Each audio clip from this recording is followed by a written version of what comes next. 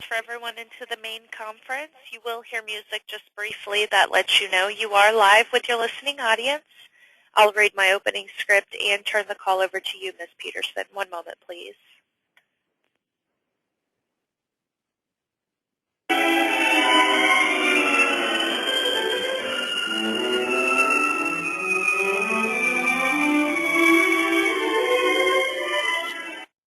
Please stand by. We're about to begin. Good day and welcome to today's Building Early Childhood Child Welfare Linkages to Support the Developmental Needs of Children in home care. During today's conference, you will have the opportunity to ask a question or make a comment by pressing *1. Please be aware that you will be prompted to record your first and last name at that time, and that recording will be played into the conference prior to your line being open to ask your question. Now I would like to turn the call over to Cynthia Peterson. Please go ahead. Welcome. I would like to say thank you for taking the time to attend this webinar. We want this 90 minutes to provide you with practical and useful information as well as the inspiration to continue your efforts in child welfare early childhood collaborations. I want to take a moment to go over some important features of the GoToWebinar. At the top right-hand corner of your screen, you should see a feature that allows you to raise your hand if you want to be recognized or to type in a question for the presenters. Feel free to use those features at any time. We will leave time at the end of each presentation to ask for questions or discussion. At that time, phone lines will be open, so feel free to dial *1 and state your name, and Jessica will handle your question. We will also acknowledge any raised hands or written questions at that time as well. In the interest of time, if we're not able to get to all of the questions, we will put them all together and post a question and answer document along with the PowerPoint and handout for today's webinar. What I would like to do now is turn it over to Bonnie Washak.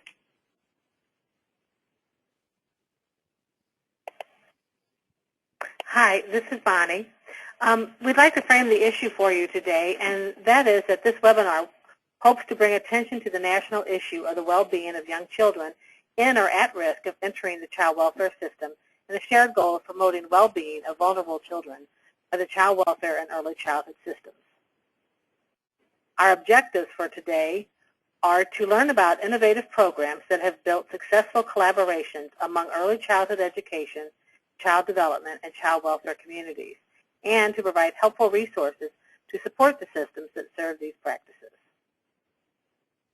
Our first presenter, well, we have a number of presenters. We have Linda Mitchell from the Children's Bureau. We have Nilofer Hassan from the Center for the Study of Social Policy. We'll have Kathy Bleacher and Sandra Fitzpatrick from Connecticut, and Kathy Getz-Wolf from Strengthening Families, Illinois. Our first presenter will be Linda Mitchell with the Child and Family Service Review Unit of the Children's Bureau. Linda? Great. Thank you, Bonnie. I appreciate the opportunity to participate in this webinar. At the federal level, both the Children's Bureau and the Office of Head Start take seriously the importance of collaboration between early childhood, Head Start, and child welfare programs at all levels, the federal government, the state, and local levels. And we recognize the importance of this collaboration if we all want to achieve better results for the children and families that we are serving in our individual programs.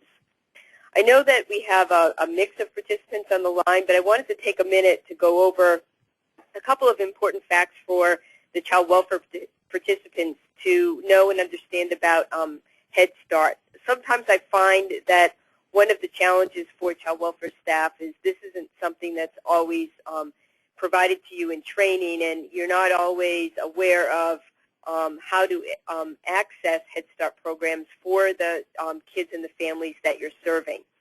Foster children who meet program age requirements are automatically eligible for Head Start and Early Head Start, even if the birth family or the foster family with whom they're placed have income that exceeds the income guidelines.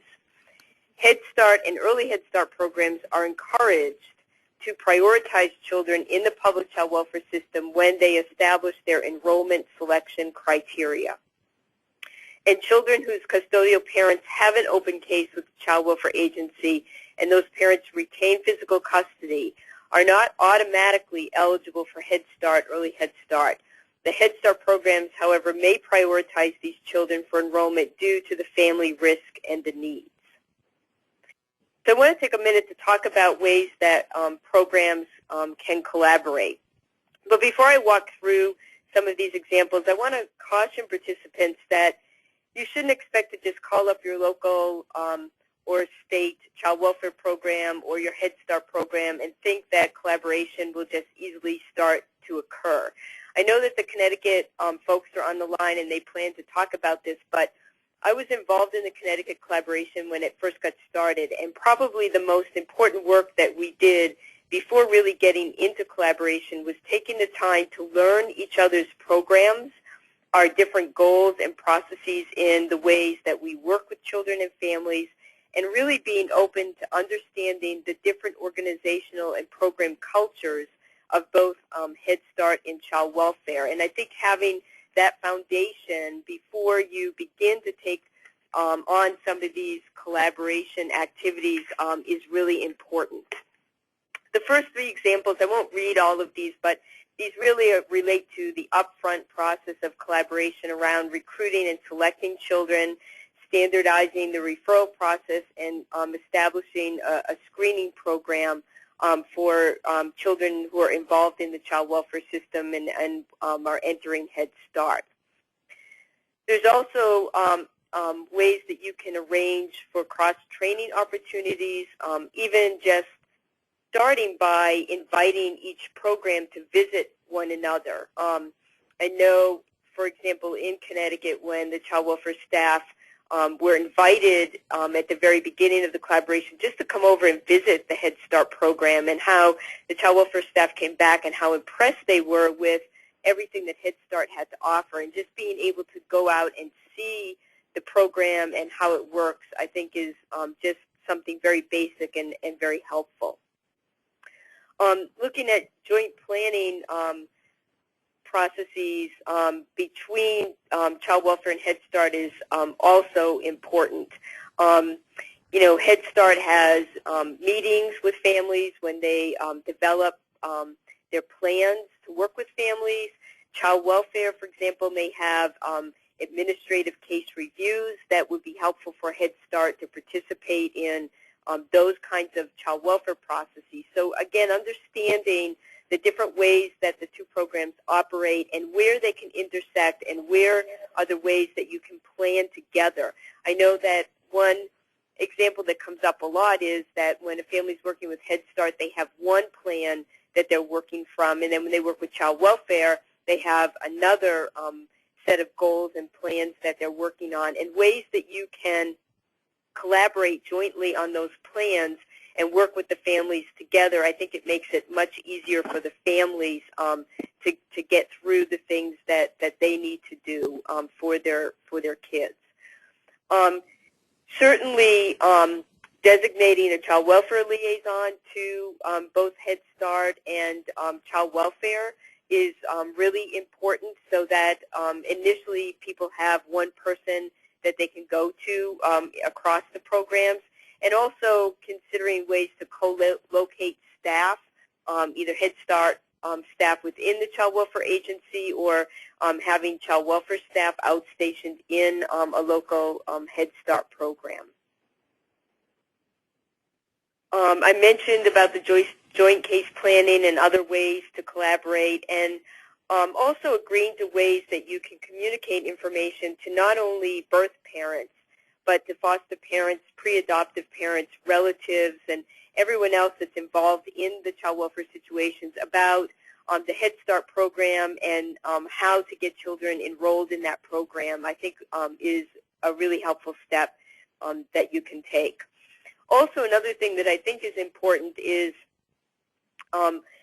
as the two programs come together, either at the local level or if you're going to do a state collaboration or both, is to talk about the challenges in your programs and see how you can help each other collaboratively and assist one another. One example I used was in Connecticut when we had the meetings that child welfare staff would come to the meetings and they would say things like, you know, we have a lot of grandparents who are caring for kids and we don't have a mechanism to really support them. And the Head Start programs would say, well, you know, we could start a support group for those relative caregivers. Or we know you have trouble recruiting foster homes, and we can do an evening session at the Head Start agency and invite the community to come in and see the Head Start program, but also pick up information about becoming a foster family.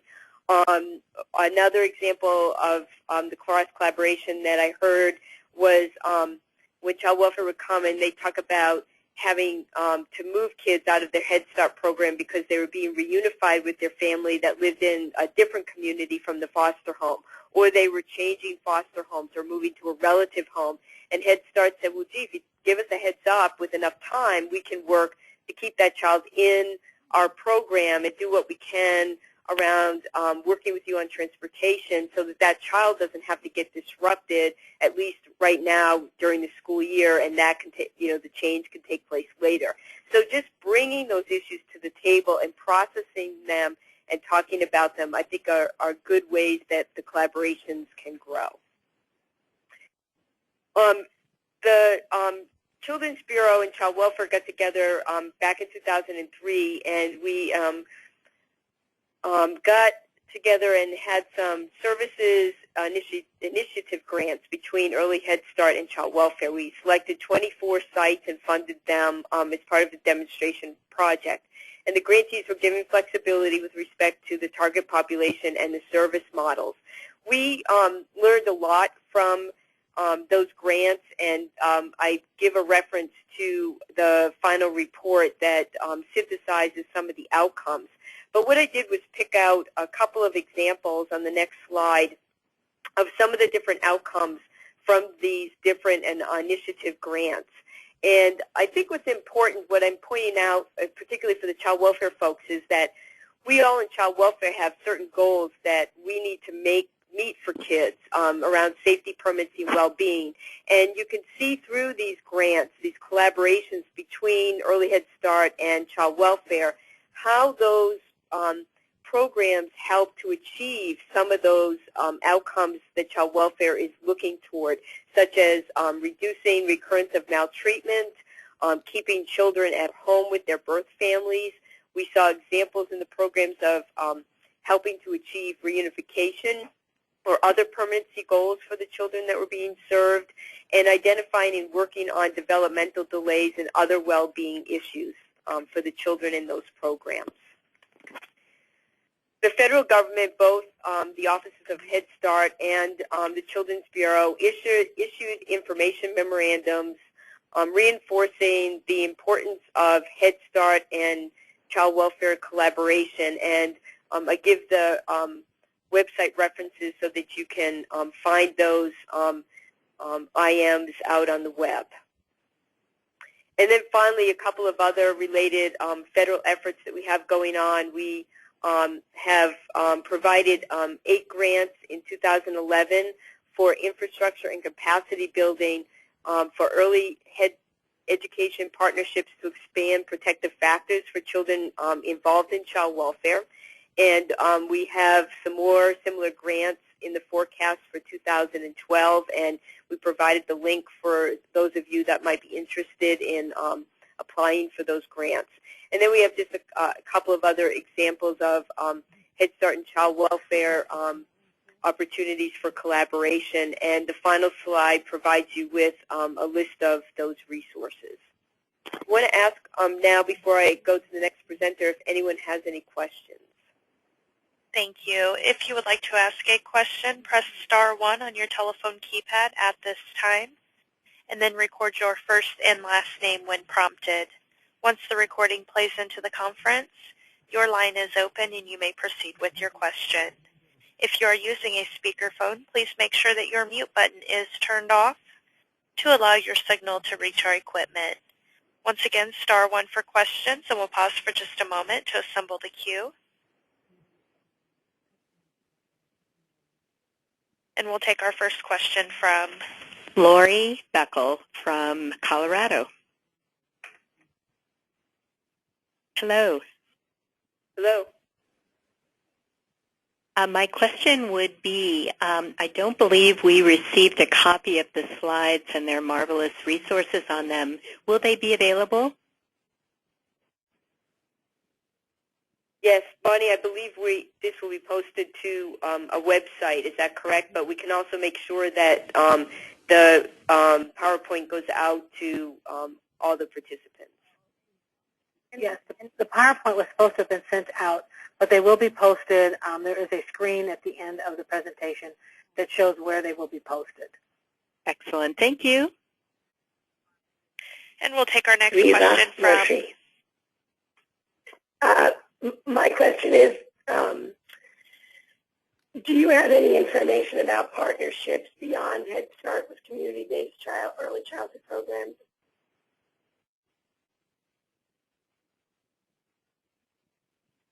I don't, but that's something that we can get your information after the presentation, and someone from the Children's Bureau that works on that initiative could probably get back to you on that.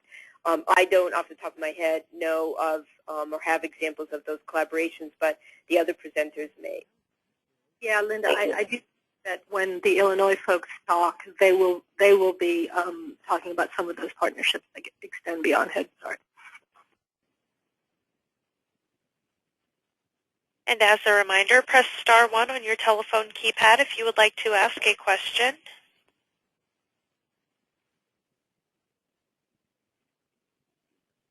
And there are no further questions in the queue at this time. I have some online. This is Renee.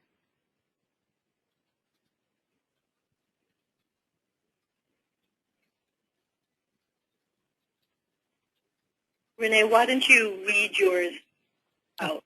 Okay.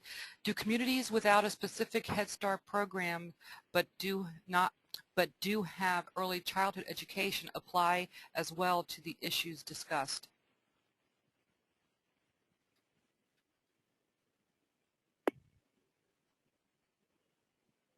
I'm sorry, I'm sorry, I didn't hear the whole question. That would be a yes. Do you understand? The question is, does this webinar apply to non-Head Start early childhood providers? Yes. Yeah, this is very much part of an underlying agenda, which is to connect kids and child welfare to not just child development programs, but other resources that support their early development. So it's not only beyond Head Start child care programs, but I also think the larger agenda extends to other child development resources. Okay, I believe it's time to move on to the next presenter. Again, we will be taking those typed up questions that come in on the raising the hand feature on the webinar, and we'll be posting all those questions and answers. Our next presenter will be Nilofer Asan from the Center for the Study of Social Policy. Nilofer? Great. Thank you so much, Bonnie. And I just want to tell everybody how excited we are to be on this call. CSST has a long history of doing work in child welfare. We also have a long history, 10 years, that we've invested in our Strengthening Families initiative, which I will talk a little bit about. But that these issues about those young kids in child welfare and how we support their optimal development are something of very strong interest to us. So we're really excited that there is such a strong interest around the country in this issue and topic. So this first slide is just to set a little bit of context. Over the last 15, 20 years, our knowledge of early childhood and our understanding of what happens in the brain in early childhood has grown so much. And we have been really sort of driven as a field by a new awareness that the majority of brain growth occurs before age 3. And that what we're learning is not only when brain development happens, but also that the basic activities of early childhood, a parent holding a child, responding when a child babbles, looking into a child's eyes, all of those things light up the brain and help to support and form the sort of architecture of healthy child development. And we also have had sort of growing research, growing understanding on the other side of the coin, which is what happens when something called toxic stress happens, when we've got repeated and prolonged trauma that, that young children are exposed to, and that repeated prolonged trauma actually impacts the physical architecture of the brain, and that those early prolonged traumas, those adverse experiences in early childhood, they have impacts not only on sort of the behavioral outcomes that we've sort of always sort of had this sense of when kids experience trauma in early childhood, we get sort of behavioral changes. Those kids might be more connected to juvenile justice systems, to school failure, et cetera, but that it even plays itself out in the physical architecture of the body, that adverse childhood experiences in early childhood are connected to obesity, heart disease, smoking, so that the cascading impact of what happens to young children in the very earliest stages of their development is connected to a whole set of outcomes that we very much care about. And that if we in child welfare and early childhood are committed not just to the safety of kids, but to the well-being of kids, to promoting their optimal development, that we really need to pay attention to this early childhood period, and we really need to pay attention to those youngest kids who have experienced child abuse and neglect and think about how it impacts their early development. Can we switch to the next slide?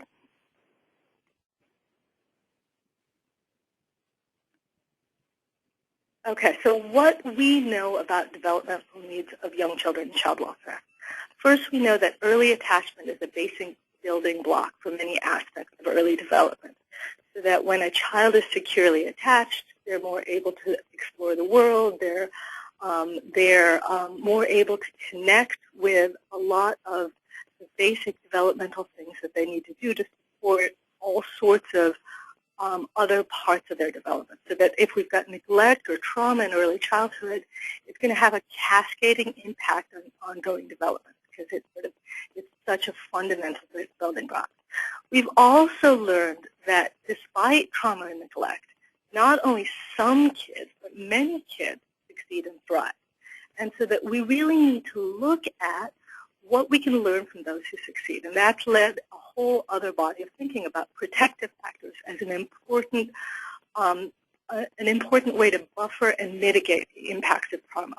And then the final thing we know is that most children will return or stay with their biological parents. Can we switch slides again?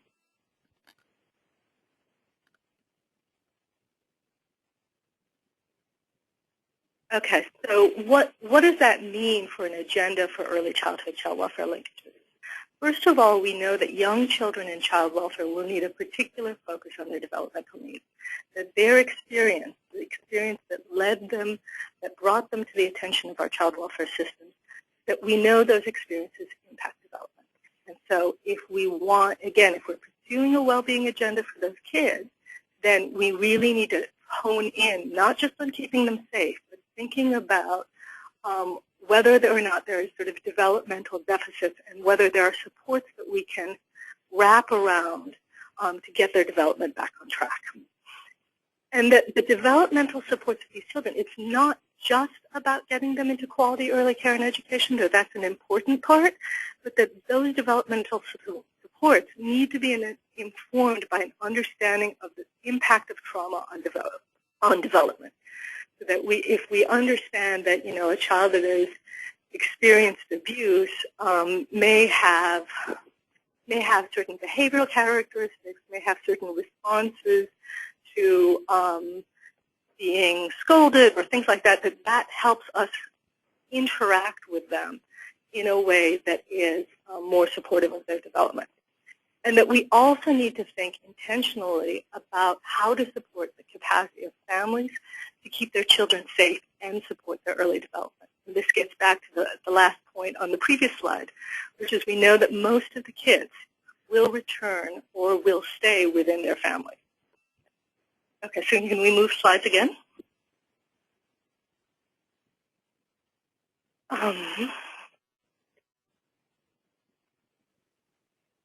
Okay, so what this translates in our head is to a four-point agenda, that we want to ensure that young kids in child welfare are connected to quality early childhood programs and other supports, that we want to build the capacity in early childhood programs to work with and support development for children who have experienced trauma. We want to build the capacity in child welfare to recognize and respond to the developmental needs of young children, and that we want to support the capacity of both early childhood programs and child welfare to build protective factors to strengthen families.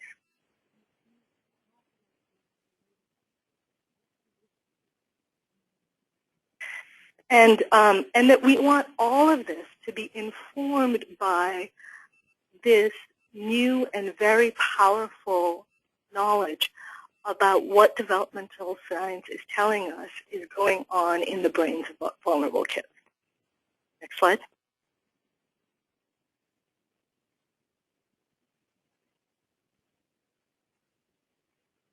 So when we think about the systemic focus on infants and toddlers and their families, we want it to be guided by certain principles. One, the decisions guided by knowledge of child development, and that gets back to let's bring the science to the table and really spend time unpacking what that science means for practice. That at the heart, again, is attachment and stable caring relationships, and so that we really need to be thinking about not just about stability between the child-parent relationship, but in child welfare where we are going to have some removals, we are going to be severing some ties, that we need to think about the broader constellation of who's in that child's life and how we can ensure permanency and continuity in the overall architecture of the relationships that surround them. That we want to intervene as early as possible, and that we want to focus not just on the services we're providing through our child welfare systems or our early childhood systems, but how the services are provided in partnership with family and community, because that's where those long-standing relationships are going to be formed, and that all of this needs to be informed by ongoing data and research. Next slide.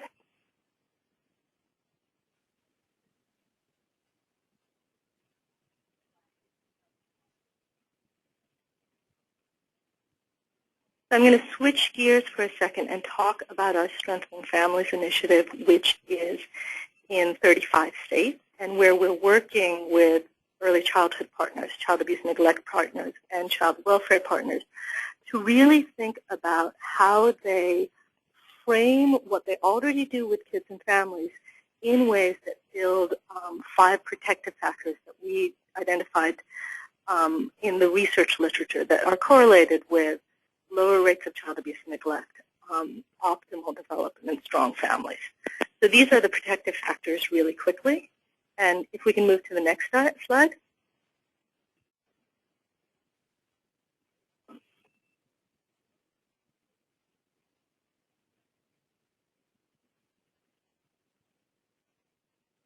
And while we're waiting for this to switch, one thing to stress is Linda mentioned the new Administration for Children, Youth, and Families discretionary grants.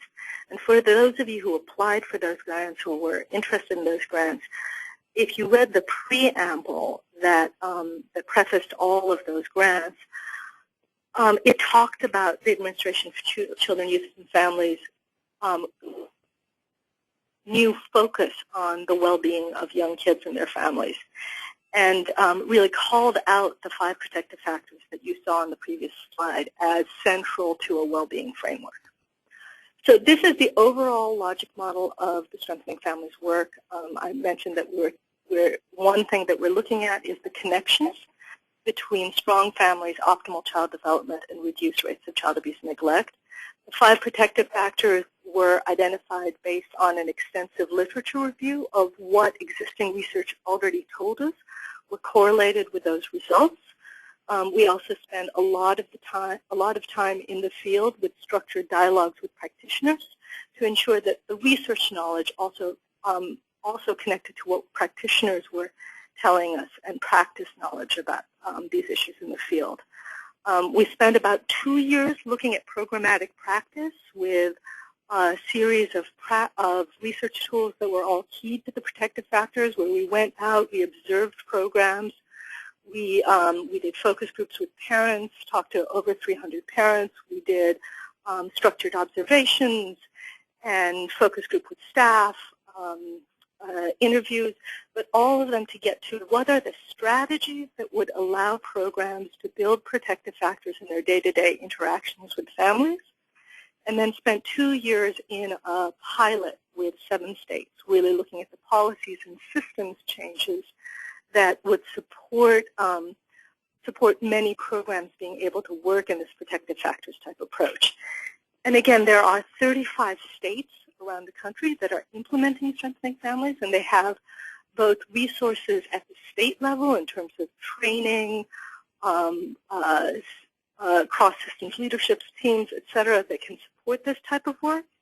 And then they have programs on the ground who are operating in this way.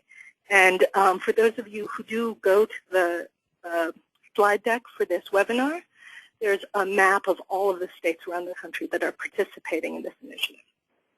Okay, next slide.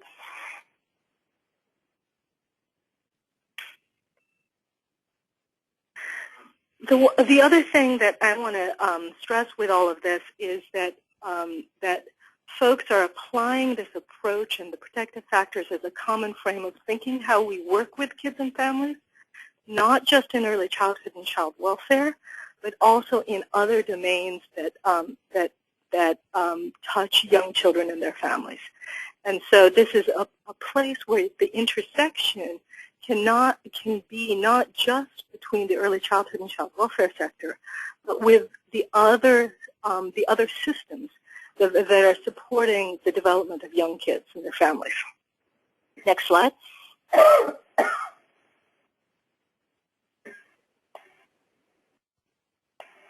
And this is just over the last couple of months, we've actually been interviewing states in our network about how they're engaging their child welfare system around this type of protective factors work. And so this is just a map of some of the strategies states are using to integrate this into their child welfare systems. We also know that there are, I think 10 states around the country that are integrating this into quality rating systems for early childhood, so it's getting out to large numbers of early childhood programs, so that there are also, we could do a similar map for strategies in the early childhood sector. So I have raced through this all. I think I'm coming to my questions slide. Is that right? Yes. So I just want to open it up to anyone who wants to ask questions about this work. Thank you. To ask a question, press star 1 on your telephone keypad, and as a reminder, please record your first and last name when prompted. Once the recording plays into the conference, your line is open and you may proceed with your question. If you are using a speakerphone, please make sure that your mute button is turned off to allow your signal to reach our equipment. Once again, star 1 for questions, and we'll pause for just a moment to assemble the queue. And we'll take our first question from Laverne Parker. Oh, hello? Hello.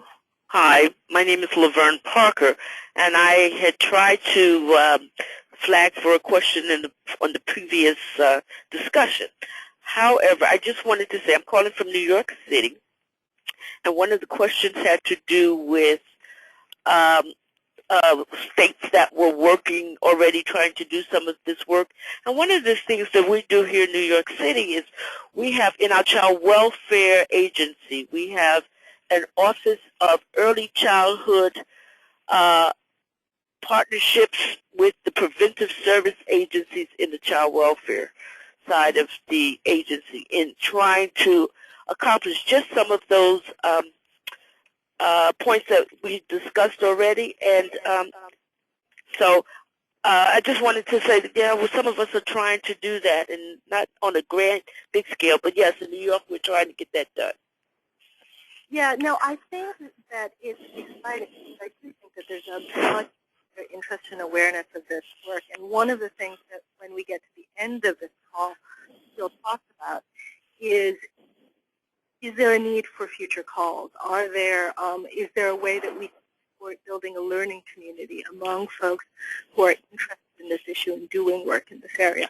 Right. So I know that's one of the final discussion items. So. Okay, I just want to add one thing, though. I'm a little hello? Yes?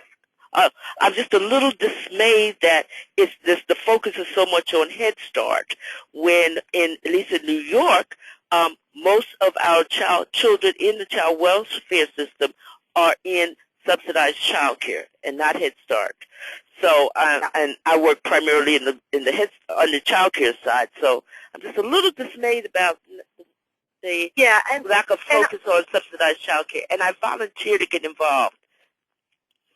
That's great. And I do think that Linda's slide, partially based on, and Linda, you can jump in if I'm misspeaking for you, but partially based in some of the work she had done in her region, we're really focused on what Head Start. When I look across the states around the country that we're working with, it's not just Head Start. It is child care as well. All right. And in fact, the memorandum that she mentioned between the Head Start Bureau and the Child Care and ACYF, there was a similar memorandum that came out between Joan Lombardi and Brian Samuels at ACYF that was about some of these linkages at the child care level. Okay. And then that is primarily my day's work in working with the child welfare side of our agency to provide access to children receiving child welfare services to subsidized child care or to Head Start. But Head Start doesn't work as well for our employed parents as the child care does. Yep. Okay. And there is an ongoing working group at the federal level that includes the Child Care Bureau, Head Start Bureau, and ACYF around. Okay. All right, good. I'll stay in touch. Thanks. And we'll take our next question from Lori Beckel. Hi, thank you for taking my question. I work at the Pyramid Plus Center here at the University of Colorado at Denver, and we have human services money at our center to develop more capacity within the early intervention program to have those providers be able to use pyramid strategies with parents and their EI providers. I wondered if any other states are really working with early intervention, and I also was a little surprised that I didn't hear you mention the CAPTA regulation. Yeah, and I think I think what's coming out in the questions that we've heard so far is that there's a much broader tapestry of partnerships that both are being pursued at the federal level, and the CAPTA. I mean, actually our closest partner, and at the federal level, and where we've had the most historic sort of relationship is with the folks over CAPTA. And so we've been working very, very closely with them on the child abuse and neglect prevention side. So I think what was presented around the federal partnerships is the tip of the iceberg, and that the connections include, but I think need to be deepened with early intervention in Part C. Yeah, I think CAPTA is such an important piece of the system building. Yep. To get these children into, and their families, into supportive services, interventive services as quickly as possible. Yes. And one of the things I think that we've seen is there is guidance for states that is pushing towards for example, the Part C connections, but we don't see as as strong practice on the ground within states. And so I think that's been also one of the underlying questions. And that's what we've been hired to help out with. So thank you. Thank you. So I'd love to hear more about your work at some point. Will do. Kathy, did you want to jump in? I was just going to say that that's going to be part of Illinois' presentation as well later in the webinar. Great. What the state is doing. And there are no further questions in the queue at this time.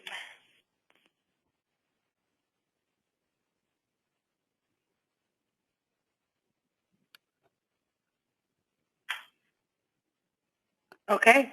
Well, I guess it's time then to go ahead and move on to our presenters from Connecticut. We have Kathy Bleacher, the Director of the Education Connection, and Sandra Fitzpatrick with the DCF investigations. Welcome, Kathy and Sandra. Thank you, Bonnie. We'd like to talk with you just for a few moments about the Connecticut DCF Head Start partnership. And we want to acknowledge that there are challenges to partnering with early childhood for child welfare. Some of those challenges are that early childhood landscape is diverse. There's many settings, models, purposes, and funding, as we just heard from some of our callers. There's public and private, federally funded, state-funded, part day, part year, full day, full year, and it goes on. Early childhood policies, practices, and priorities vary. Often there's no statewide early childhood infrastructure, and at times there's limited understanding of child welfare on the part of the early childhood community, which makes it awkward for early childhood programs and child welfare to connect. So partnering on in-home cases. In Connecticut, very often, both Community Head Start agencies and Connecticut DCF system concurrently serve families.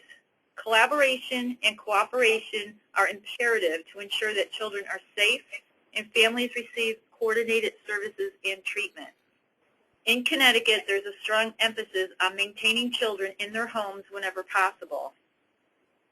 Challenges for early children to learn about the welfare system and the life of the case, we have worked through our partnering. Our partnering works because of our strong commitment to this partnering and the work we did to develop our relationship, to educate one another. And there's challenges overall to partnering on in-home cases. Head Start has limited enrollment, so we can't enroll every DCF-referred child when the request for services comes. We work in the northwest corner of Connecticut, and public transportation is very limited. Head Start transportation is often cost prohibitive, and so most of our sites are parent pickup and drop-off. There's limited family support for non-Head Start early childhood programs. They don't have the funding or the infrastructure for this. Head Start is luckily funded for this kind of thing and does have the necessary staff. We have family service coordinators, home visitors, and management support to effectively partner with our DCF counterparts. Then there's the scarcity of infant and toddler center-based programs, which are cost prohibitive for providers as well as consumers. So what's worked for us? Our ongoing commitment from and access to all levels of both agencies. It began at the top with the directors, the managers, the supervisors, and the workers. We met each other, we developed a system, and began working with each other. We were able to develop trust and an understanding, so we were able to work through all the challenges to make our collaboration successful. There's a collaboration agreement that spells out what we do, what we've agreed to do, and it's attached in our resource directory so that you can further review that. It's a process that promotes statewide goals, yet respects our local differences and needs.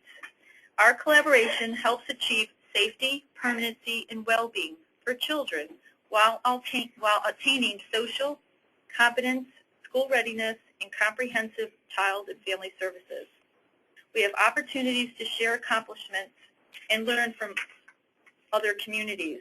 We have quarterly meetings, and during these meetings, each office provides a team report that covers areas as improving communication within the partnership, building trust, and improving services to families.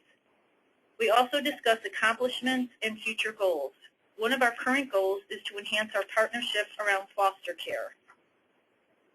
We'd like to share quickly the index of our protocol manual, which is one of the attachments in the resources. Section 1 talks about identifying and reporting child abuse and neglect. You'll find details about what happens when Head Start initiates a call to the DCF hotline, what the established reporting protocols are, and how DCF trains Head Start staff on child abuse and neglect.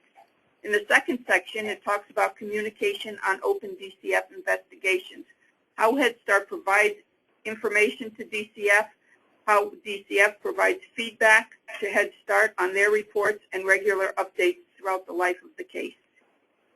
Section 3 is treatment planning and case management. DCF and Head Start have a parallel process for establishing goals with families. The primary individual in DCF responsible for case management is the ongoing service worker.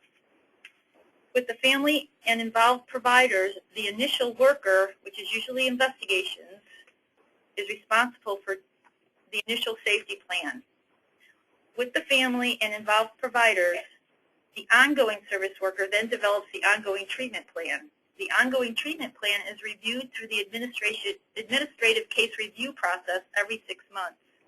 The treatment plan contains information such as services needed to resolve issues that led to the abuse and neglect, steps taken to comply with the plan, and if this child is placed outside the home, the child's permanency goal and steps taken to meet the needs of the child and the foster parent. We have monthly case conferences. We've established an agenda.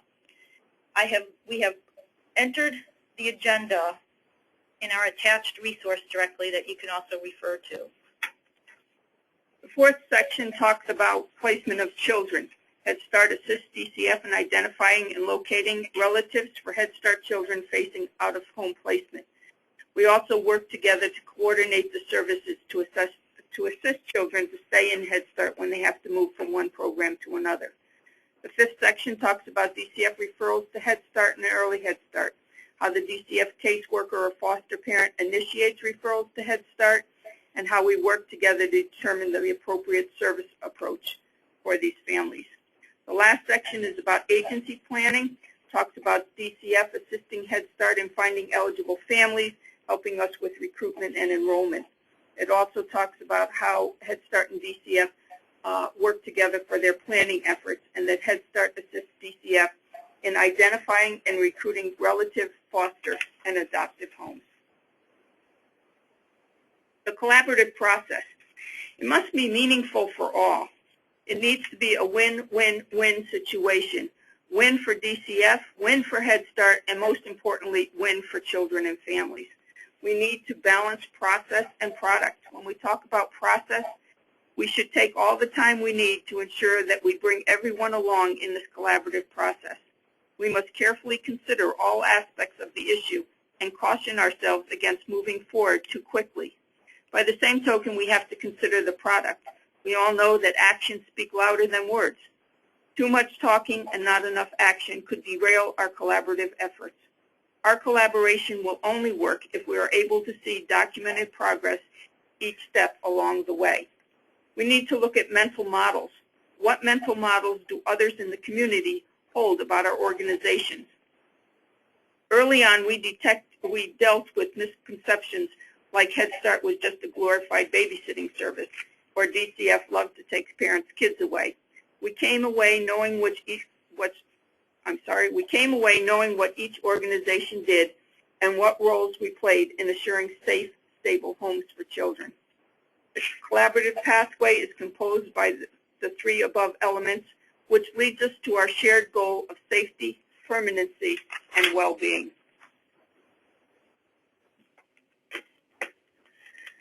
So getting to know one another as organizations, there's a formal and informal process. Our workers have found our monthly meetings to be very helpful. This is where our relationships are developed and trust is established. We discuss our shared families. We develop joint home visits. We share case planning.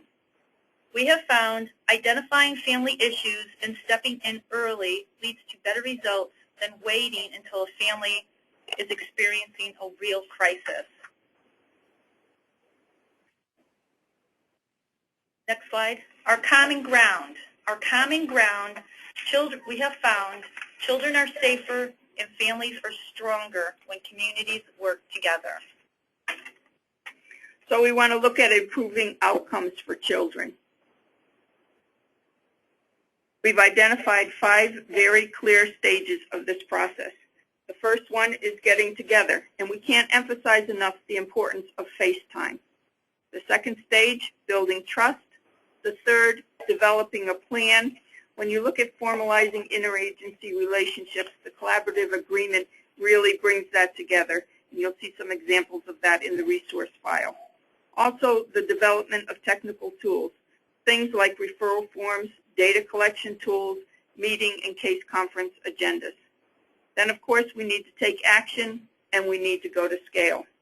Every time there's a change in the system or new staff or community partners come on board, you need to revisit stage 2 and build a relationship with the new folks or adjust to the system's change. So then we want to look at the team self-assessment. Next slide, please. Thank you. This is so important to do on a regular basis, and here are some examples of some of the questions you would want to ask. Where are we now? Have there been changes for which we need to repeat earlier steps? Are there others we need to invite to our table? And this is an ongoing process. We found in Connecticut we continually add new community members. What are some logical next steps, and do we need any additional supports? So why do we partner? Head Start, Early Head Start, and DCF often serve the same families. Many Head Start, Early Head Start children and families are at risk. They're not visible to the community. Our work makes them visible to the community. It's a great opportunity for identification and prevention. Head Start and Early Head Start provides a natural environment for intervention. What are the benefits? Our programs now understand one another. We have a regular procedure that exists for working together. We have relationships that exist for an immediate response. There's an opportunity for continuing of care through case management and informed practice. We've developed creative solutions for unique and difficult cases on an ongoing basis. So how do the families benefit? This is the most important element, because if families aren't benefiting, it doesn't matter what it looks like or how it feels to us. We want families to understand and access services. We want them to feel supported with one plan. We want child placements reduced and permanency increased. We want children to access high-quality early childhood programs and receive that care from knowledgeable and nurturing adults working together. Our last slide is just some of the statistics that show how successful this model has been. When we began a new initiative in 2008, only 39% of the local DCF offices and Head Start programs were collaborating in any formal way. When we again looked at this in 2010, 94% of our programs were collaborating. This effort took time, energy, and financial resources, but because we had commitments from top managers and directors to the people who work directly with children and families at risk every day, it has proven successful. Are there any questions? Again, if you would like to ask a question, press *1 at this time. And if you are using a speakerphone, please make sure that your mute button is turned off so that your signal may reach our equipment. *1 for questions, and we'll pause for just a moment.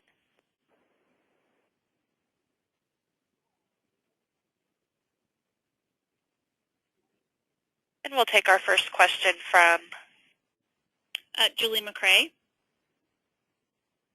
Hello, this is Julie McCrae. I was wondering on that last slide, what collaboration tool did you use to show those outcomes? Or was it a self-developed measure? It was a self-developed measure. Okay. Thank you. Yep. As a reminder, *1 for questions, and we'll take our next question from Laverne Parker from New York City. Hello. Hi, Laverne. Hi, it's me again. Question: How did you overcome or deal with the matter of confidentiality? We always have releases signed on both sides. We always make sure the release is part of the referral packet. Okay, so that's part of the process up front. Yes. Okay. All right, 'cause that's a big deal thing here. Thank you. You're welcome. Once again, press *1 if you would like to ask a question.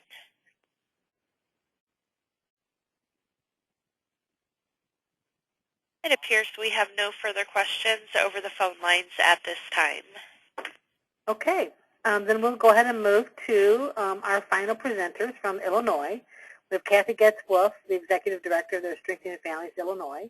We have Valda Haywood, Acting Regional Administrator for the Southern Region of the Illinois Department of Children and Family Services. And we have Pfeffer Eisen, Program Supervisor, Intact Family Services Development Screening Program. Kathy, Valda, and Pfeffer. Great. Thank you very much. This is Kathy Getz-Wolf, and I'm going to start us off on what is essentially a whirlwind tour of early childhood child welfare collaboration in Illinois. And our goal is to just present some actionable ideas and to tell you a little bit about our experience. So in Illinois, DCFS, our Department of Children and Family Services, has a big vision that children in the child welfare system and children of wards start school ready to learn, which we all know is about optimal child development, physical, social, emotional, and cognitive. And our child welfare system is also so increasingly focused on keeping families strong as opposed to raising children. So keep the focus on protecting children by strengthening and supporting families. Next slide.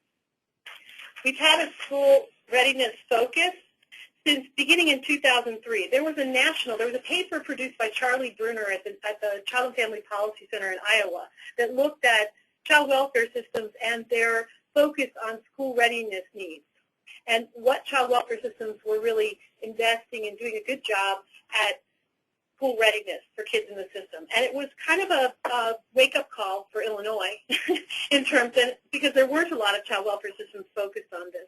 So we established an internal work group, and I was a consultant to that work group, to really with the goal of all kids 0 to 5 connected with the child welfare system should start school ready to learn. So we broke it off into 0 to 3 and 3 to 5-year-olds, because for the 3 to 5-year-olds, we were looking for the most important thing we thought we could do is get them enrolled and participating in quality early care and education programs, which we defined here as Head Start, state pre-K, or an accredited child care center. And also that we would make sure that when they were removed from an early childhood setting, that there would be notice and an opportunity for closure. And that happened about 2 years ago with Procedure 314, a rule that mandated that wards enrolled in the child welfare system start school at 3. So, and then for the 0 to 3 population, again, we started with wards and not intact families, and we're going to kind of talk about how we expanded to in-home services. But for 0 to 3, it's not about enrolling them necessarily. It's not only about enrolling them in Head Start or early Head Start programs. It's complicated, as Nilofer was saying in her presentation. It's about attachment and mitigating the impact of trauma on brain development, and also screening for early intervention services, which is, CAPTA and IDEA, which we'll start later.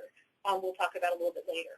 And these the pictures here are resources that will be available to you in the handout packet that's attached to this webinar that we use in order to sensitize child welfare workers about the issue of early care and education. So 10 great reasons to partner with preschool staff, and our kids deserve a fair start. That was the educational brochure about what the importance of early care and education. Next slide, please. In terms of our work with providers, with DCFS's work with early childhood providers, there are two main programs or levers or ways that this is done. One is through a Head Start collaboration memorandum of understanding, and that's kind of building on the work of Connecticut. And the second is our Strengthening Families Illinois project. So DCFS here has adopted a trauma-informed, strengths-based, family-centered practice model, realizing that children in the child welfare system have issues that early childhood providers need to be aware of and prepared for, and these are not different from some of the issues of other vulnerable children in their communities. But the outcomes for children will be better if early childhood and child welfare professionals are working together on behalf of the children they both see. So, as in Connecticut, we have Head Start collaboration. We have memorandums of understanding with every grantee agency and the regional administration in the state and of DCFS. And Valda's going to talk a little bit later about how that works in Southern Illinois. And the goal of these agreements are to enroll and sustain the participation of eligible children and families in Head Start and early Head Start programs, to encourage collaboration among the parties in order to improve service delivery to the targeted families, to play the Head Start and early Head Start programs playing a conscious and active role in preventing child abuse and neglect, ensuring the safety of children participating in Head Start and early Head Start programs, and all DCFS and POS and our caseworkers and their supervisors and all Head Start, early Head Start program staff will have the information they need to fully collaborate with each other and to benefit child welfare involved children and their families. So the initial focus, as in Connecticut, in Head Start collaboration has been building relationships between Head Start and child welfare staff and familiarizing them all with each other's work. In addition, Strengthening Families Illinois is a statewide program that has 14 learning networks of 150 programs, Head Start, pre-K, child care centers, home visitors, who are building relationships with families, embedding protective factors, and collaborating with child welfare. And Strengthening Families also produces a number of resources that can be used by child welfare staff, but also by parents and also by other kinds of other providers, early childhood and others. Next slide, please. So in terms of our early childhood child welfare collaboration, we've seen that there are stages that we have gone through in order to be able to really implement. And the first stage is an awareness stage where we're kind of developing awareness about the importance of early care and education and the importance of collaborating. There's also a lever of change, which is policy or rule, and then training and cross-training.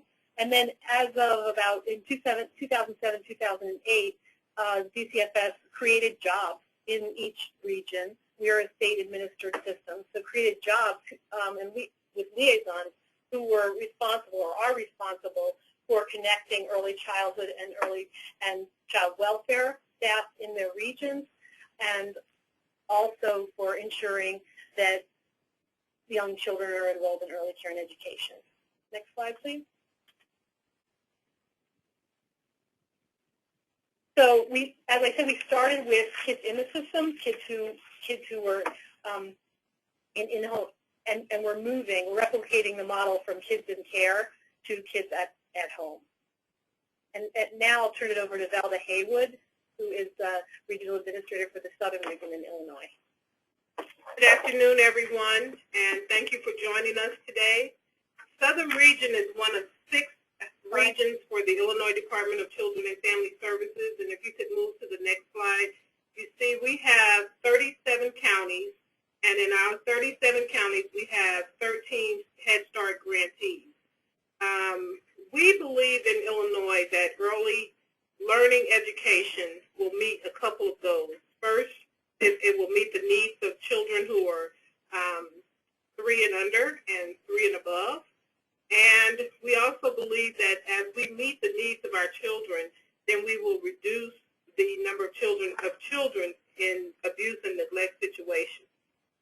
Our desire was to establish relationships with our grantees, and we did that by personally going out to each one of our grantee representatives and meeting with them to sign the MOUs, to go over the MOUs, to look at the goals and objectives that have been established, to ensure that we were meeting those goals and objectives.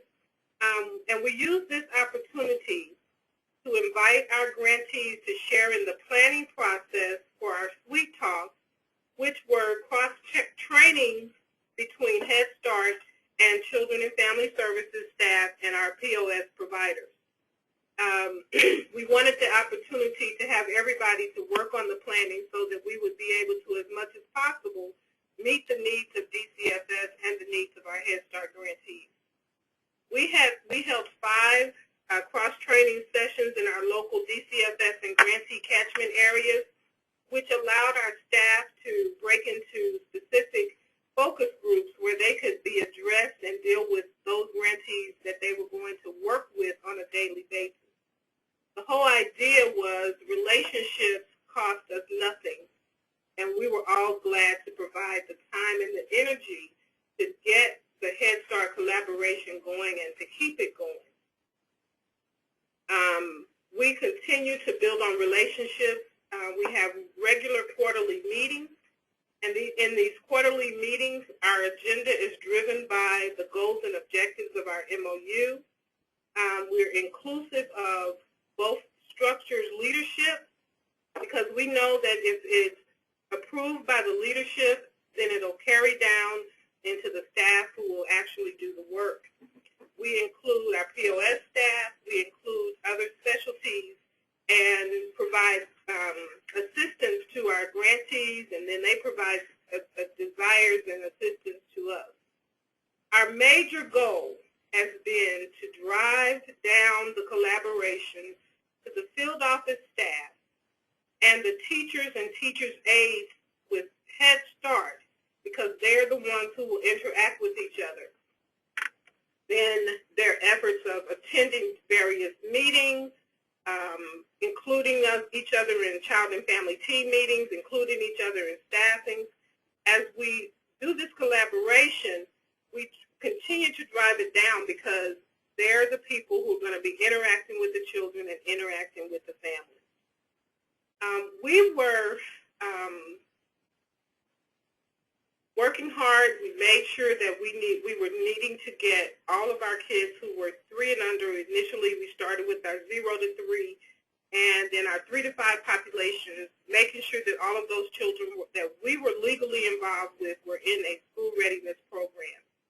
And I have to say that we had a director whose desire was to keep the focus on protecting children by strengthening families, and he agreed with us that we needed school readiness staff, that staff that would keep DCFS and Head Start linked together. And the primary focus of that staff has been to make sure that all of our kids, 0 to 3 and 3 to 5, were enrolled in early learning programs.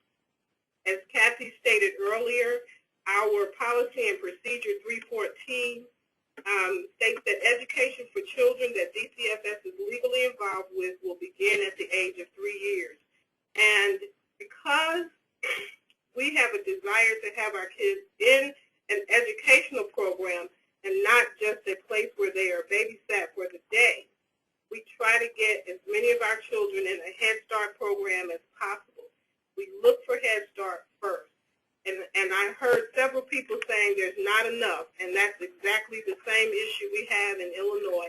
There's just not enough slots to get all of our kids in, but we make the effort by getting out emails and getting out on our DNet when we're going to be having, when registration is. We're constantly reminding our staff to contact Head Start, and Head Start is constantly reminding us that when they have slots available. We feel that building relationships it's what's going to keep us going. We have to continuously focus on building relationships because we know that that's going to be the ongoing thing for the collaboration of Head Start and DCFS. We have now moved from having just DCFS as the chair of our collaborative meetings to having co-chairs for our quarterly meetings. And the co-chairs develop and determine the agendas for each of our meetings and bring in issues from each of their areas. So this is where we have, this is what has worked for Southern Illinois to get our collaboration going.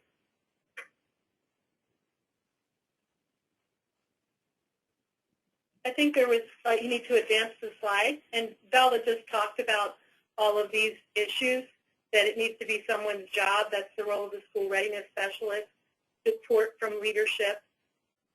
You have to keep at it, emphasis on building relationships and increasing understanding of each other's work, and then really working through issues as they arrive on the ground. Next slide, please. Bella, do you want to say something about the movement from to intact families? Yes.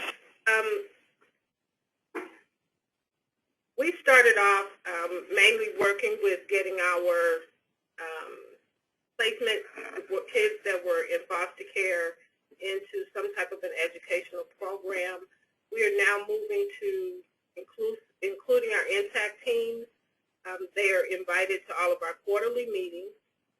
We're also utilizing our staff to encourage them to have parents, to notify parents about available services for their children who are 0 to 3 and 0 to 5. We have regular reports that will come out to tell us who the children are that need services. We have our continued regular meetings with Head Start providers. Head Start has come to our intact all-staff meetings, and they have come to our placement all-staff meetings, And those are the efforts that we are using to move towards the inclusion of intact families into the Head Start collaboration.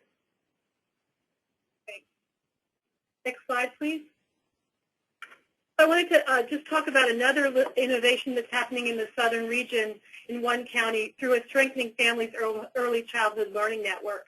They established a Strengthening Families Fund so that DCFS caseworkers and in-home intact family caseworkers or Strengthening Families Early Childhood programs could request some kind of financial support to be able to meet the needs of families who needed it. The checks are processed weekly and sooner if urgent. They have a church that's administering it. They can turn around a check in 24 hours. Next slide, please. And so far there's been, over the last 2 years, about 127 requests, and 100 have been met. 14 child welfare workers from 5 DCFS offices in Southern Region have utilized it, as well as 5 Strengthening Families Early Childhood Learning Network programs. And the kinds of things that this pays for, it's really things like covering utility costs to prevent cancellation, certified copies of birth certificates required for child care. So a woman needs to enroll, has an in-home case, an intact families case in Illinois language, and she needs to enroll her child in child care so that she can work. But she doesn't have the $17 for the birth certificate, which is because she doesn't have a job yet. So she applies for this funding in 24 hours, gets a check, gets the birth certificate, gets her child into child care early learning program, and is able to keep her family economically stable. Things like job uniforms. You know, you have the job, but you don't have the uniform, and no money to pay for a uniform. So these are the kinds of things that the Strengthening Families Fund exists to do, and it's not a lot of money, but it is something that both encourages early childhood child welfare collaboration, builds protective factors, and also benefits families. So I think it's thinking outside the box here. Next slide. This is Pfeffer Eisen. I am a program supervisor in the new Intact Family Services Early Childhood Screening Program in Illinois, and we exist because in 2003 Public Law 108-36 was passed. I believe that was the reauthorization of CAPTA, which people have talked about. This law required that all children with a substantiated case of child abuse or neglect be referred for early intervention services funded under Part C of IDEA. In Illinois, children who become wards of the state are seen for a thorough assessment process that includes a developmental screening for children birth to 5. So Illinois is in compliance for wards. Children from intact families were sometimes being linked with an early intervention and sometimes not. There was not a larger structure in place to assure that they were routinely screened. So in 2010, my program was started in October to try and move toward full compliance for CAPTA in in-tech families or in-home families. Next slide, please. So these are the goals of our program, and as people have talked about, all learning occurs within the context of a relationship, and relationships are key. One of our key partners is the early intervention system. We offer developmental screenings to children birth to 3 with open intact cases, and we identify those children who are in need of early intervention referrals, and we facilitate those referrals for parents and caseworkers so they don't have to do it. The focus on the importance of the relationship during early childhood for learning is integrated throughout our process. There's a large focus on engaging parents in discussions around early childhood development and what their experience of parenting is. The screeners try to partner with parents to think about what the areas of vulnerability might be and what might be helpful. It's really an opportunity for the parents to talk about what their concerns are with a focus on the well-being and development of their child. The screeners use a trauma-informed and attachment-based and family-centered approach with the mind to the fact that a child's early development and early learning is largely a part of their experience, and they're looking for children who might have been impacted by traumatic experience and thinking about ways that parents can help the children through that, as well as formal services that might be able to help the family and the child. We really try hard to encourage collaboration. So we cover the entire state. It's the first statewide developmental screening program in Illinois, and presently we have 2 screeners in each DCFS region. We take large responsibility for outreach to case managers about the program because it's so new. We see case managers as our collaborators as well, and we listen very closely about what they tell us about the family and what's available in terms of resources. Screeners, because there's only 2 per region, they cover very large geographic regions, and so there's travel involved to come closer to the families. Often that also can mean that they go to the office where the worker that they're working with is, and that helps building relationships. All parents and case managers receive written feedback from the developmental screenings with recommended services and just suggestions, even for families. It can be anywhere from developmental guidance for parents, suggestions for activities, materials, or it can be a formal screening referral to early intervention. We also try to partner with other services in the community if the child and family seem to have needs that they need additional referrals for. So in the first year, we screened 580 children, and the screeners initiated outreach to every individual worker who got a new case in an intact family with a child birth to 3. We had meetings statewide regarding the new program to introduce ourselves and hear feedback, and we identified a number of challenges to the program. Next slide, please. So one of the things that we realized is that there are some children who have already been screened or are already receiving early intervention services, which is good. Also, we're tracking those children to know that that is a fulfillment of CAPTA, even though we weren't the ones who did the screening. Transportation to screenings is a big issue, particularly for families in the rural areas we serve, and particularly for families who don't have a lot of resources. Hence, the screeners trying to travel closer to the family. We're still in the beginnings of building a relationship with all case managers. The child welfare system in Illinois is large, and so it's an ongoing process to individually engage all of the caseworkers, tell them about the program, and to get their input in terms of the families that they work with. Some of our challenges also are that families don't come to appointments for lots of reasons, and we frequently have to reschedule to assure families can be seen. And in terms of locations, we struggle covering such a large geographic area with only 8 people. So, next slide, please. So the caseworkers are really our partners. They're the ones who can initially bring this service up to the family. and explain the benefits. They request permission to talk with us. We also work to secure the parents' consent around the screening process and the referral process. The case managers have the written feedback to put in the case file after we've seen the case. And we discuss with the caseworkers and the parents the results of the screening. And the case managers, we refer to early intervention for them, but if there are other services that are needed, there's a collaborative process that goes on where we try to help case managers locate referral resources. Case managers are supposed to document in SACWIS if the results of the screening. And then case managers also, as people have talked about extensively, are referring to an early learning program with children are over 3. This time, there's any questions? Thank you. If you would like to ask a question, press star 1 at this time. Again, you will be prompted to record your first and last name. And once that recording plays into the conference, your line is open and you may proceed with your question. Star 1 for questions, and we'll pause for just a moment to assemble the queue. We'll take our first question from Teresa Minami. Hi, thank you for the information. I was wondering, I'm sorry if I missed it, does the screening tool look like, and about how long does it take to administer?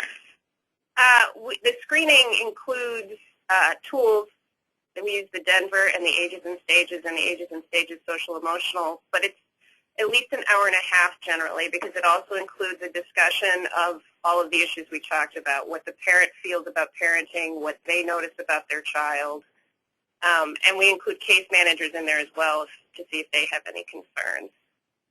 So it's the tools plus the conversation and relationship building, and we try to take a very full view of the family and the child within the family to identify strengths that can help address any concerns. Thank you. Welcome. And we'll take our next question from Holly McPhail from Florida. Hi, thanks for taking my question. Actually, Teresa just asked the exact same question that I was going to have, so my question is answered. Thank you. And we'll go to our next question from Arthur Geis. Yes, my question was, could these services be accessed by children whose parents achieved permanency through adoption or through subsidized guardianship?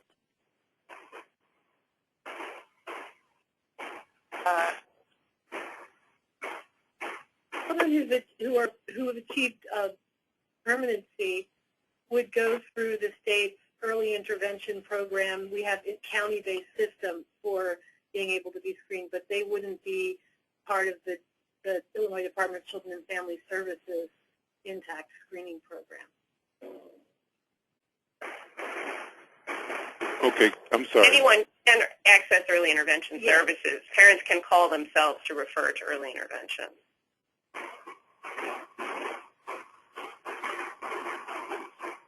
Can I answer your question?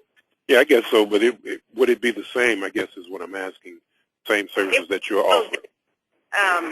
Our screening program is to identify those children who need to be further evaluated, so we're sort of not a gatekeeper, but we're the ones who make sure that we identify the children that do need that referral, and we're very specific to families who have intact cases with DCF-S.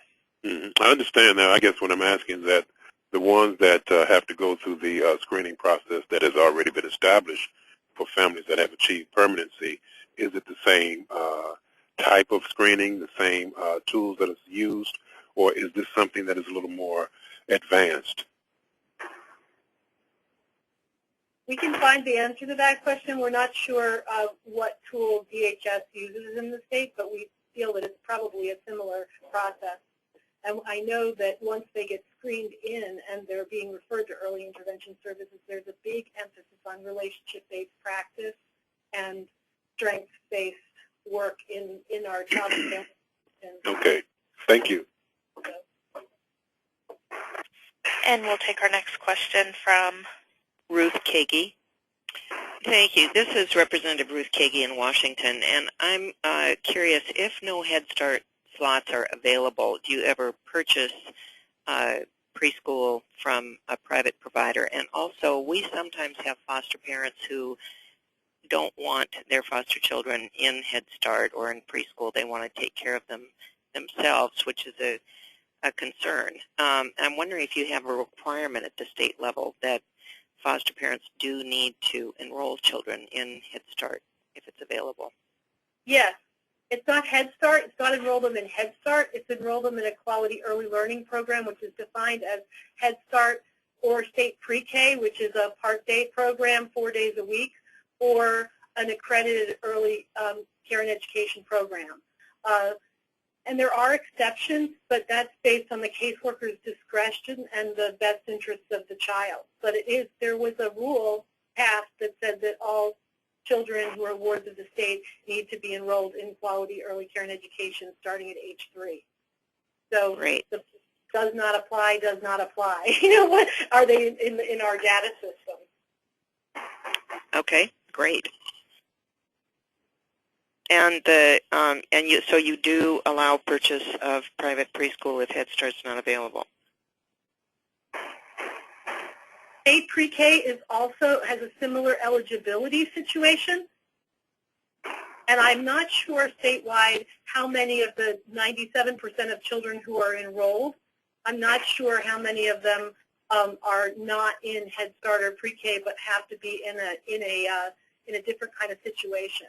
But there's also a contingency for employment-related daycare for foster parents. And so between that funding stream and Head Start and pre-K, I'm not sure how many children would fall outside of those. I think we're able to get most children in without having to go outside of those 3 funding streams. Do you happen to know if that requirement is in law or is it just in regulation? It's in rule and procedure. Okay. So there was not a statute change, but it's the implementation of our policies of the statute. Okay. So thank you very much. It was easier. It was very much. The process for changing rule and procedure is different and less intensive than policy. And it wasn't necessary to go to the policy level, the statute level. Okay. Thank you. Delva, do you have any insight about is there southern region different than what I've said? Or? No, you're exactly right on target. We make an effort to get all of our kids into some type of educational program. It could be Head Start or the local public schools.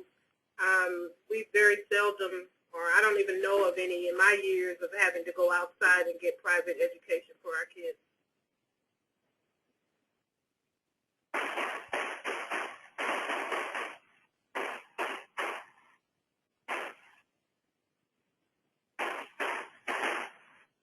And we'll take our next question from... Name not recorded. Questioner, please state your name if you did signal for a question.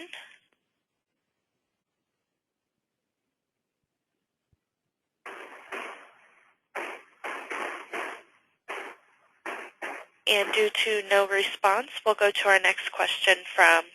Linda Likens. Hello? Hello? Yes, I have a question. Are these services available for both birth parents and foster parents? Which services were you referring to? I'm sorry, the parenting services, the training services, and the opportunity for family engagement, any of the services that would provide a more or better approach for parenting. Strengthening Families Illinois makes its services available to any parents who want to utilize them. We have ways of trying to recruit and encourage the participation of birth and foster parents and specific resources for birth parents, specific resources for foster parents, but we also engage parents across the board through early childhood centers, through work in Chicago Public Schools, through collaborations with early childhood learning networks, through our differential response system in Illinois. We're reaching out, and all of our services are available to any parent who wants to use them. Are there any court-ordered requirements for birth parents to attend any of the trainings? Not the Strengthening Families Illinois training, but there are, obviously, there are court-ordered parenting support and parenting education programs, and we also collaborate with some of those. Okay, thank you very much. Sure. Okay, and we've reached the end of our question and answer segment, and we need to go ahead and move on so that we are able to give some information about our TA services. Bonnie, can you let our participants know about the TA available through the NRC for in-home services?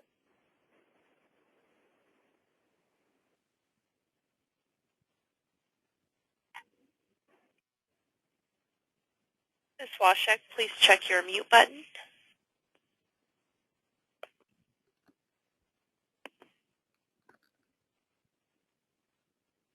Okay, since Bonnie seems to be on mute, we're going to go ahead and move on, and I'm going to let you know about the training and technical assistance that's available to states and tribes working to collaborate between early education and child welfare.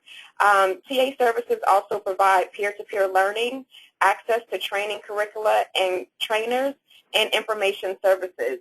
And Bonnie is our TA provider for the in-home service for the NRC for in-home services. And her contact information will be listed at the end of this presentation. If you are a state or tribe who would like some assistance from the NRC, we welcome you to get in contact with Bonnie directly. And just a reminder, we have this webinar posting will be archived on the NRC for in-home services website. And that also includes the links and also the question and answer document that is being populated during today's webinar.